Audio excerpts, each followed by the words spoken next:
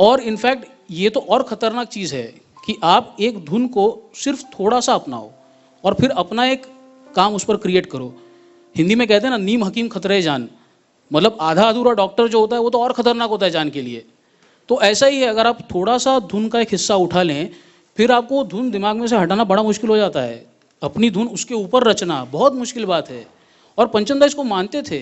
ऐसा नहीं कि हाँ मैं तो उस रेगिस्तान में चल रहा था, अचानक से एक हवा की लहर आई और मुझे ये धुन सूझ गई, नहीं, कुछ नहीं। ही यूज टू एक्सेप्ट इट। हाँ, ये धुन मैंने इस धुन पे से इंस्पायर होकर बनाई है, ओके बनाई है, मान रहा हूँ मैं।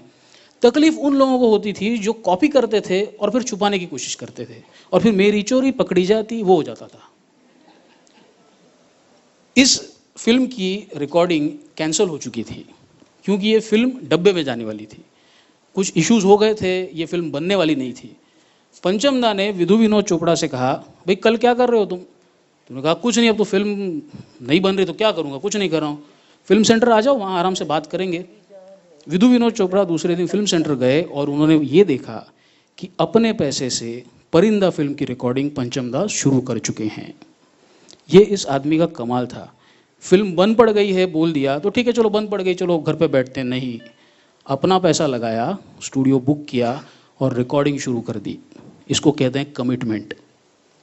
ये गीत आपके सामने सोलो वायलिन पर जीतू जी और मैंडलिन पर चंद्रकांत लक्षपति पेश कर रहे हैं। फिल्म परिंदा 1989 की फिल्म तुमसे मिलके।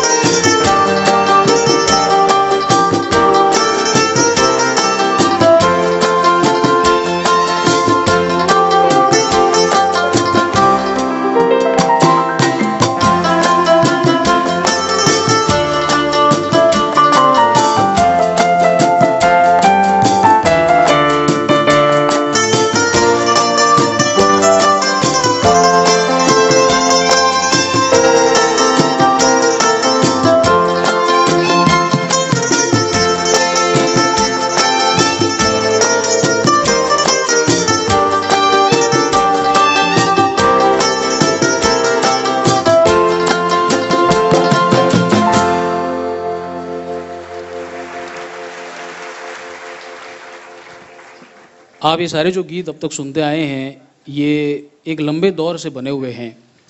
हर एक वक्त का ऑर्केस्ट्रेशन करने का तरीका अलग था, हर एक फिल्म की ज़रूरत अलग थी। इस हर किस्म के ऑर्केस्ट्रेशन को, इस गीत संगीत के हर एक पहलू को बड़े दिल से महसूस करते हुए जो इस सारे प्रोग्राम का साउंड संभाल रहे हैं, वो हैं टीटू कुलकर्णी और उनके साथी।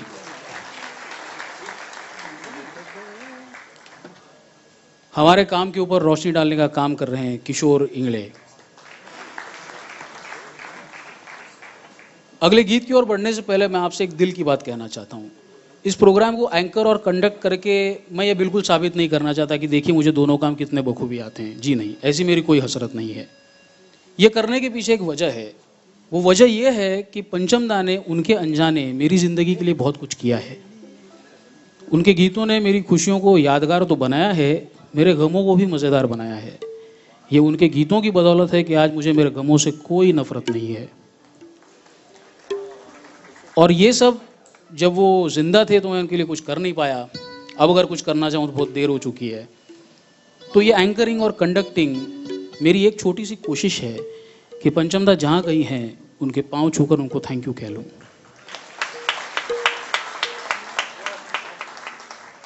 ये अगला गीत नासिर हुसैन साहब को लंदन के एक डिस्को में इसकी सिचुएशन सूझी। एक के बाद एक गाने बदले जा रहे थे, लेकिन लोग नाचे जा रहे थे और जो नाच रहे थे उनको बाकी के लोग सराहे जा रहे थे, चाहे गाना कोई भी हो।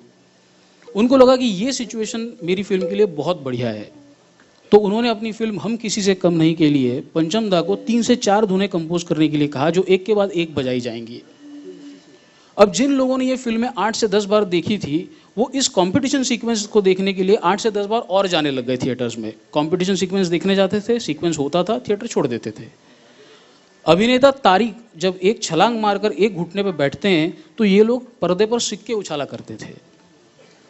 आज ये कंपटीशन सॉन्ग्स हम सब मिलकर समर्पित करते हैं उन साजिंदों को जिनका नाम फिल्म्स की क्रेडिट स्क्रॉल में नहीं आता, जिनको स्टूडियो के बाहर शायद कोई नहीं जानता, लेकिन इससे उनका काम करने का जुनून रत्ती भर भी कम नहीं हुआ। हमारी ये एक पेशकश सलाम है उन सभी साजिंदों के काम करने के जज्बात के लिए।